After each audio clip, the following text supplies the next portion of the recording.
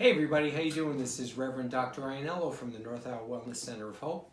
Wanted to give you a little teaser about what it is that we're going to be doing in early April when we have our recommencement office opening.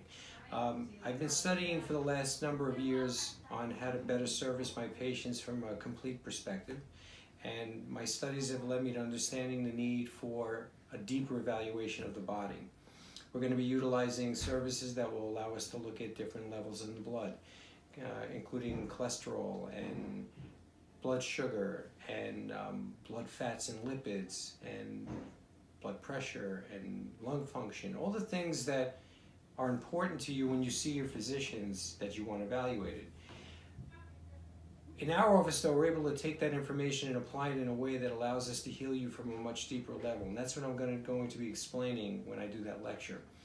We took the best of both holistic and medical worlds and put them together to get a better response to examination to help you on a deeper level.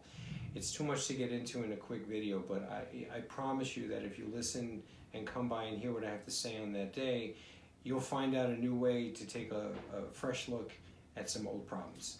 I hope to see you then. I'll talk to you then. Take it easy. Bye.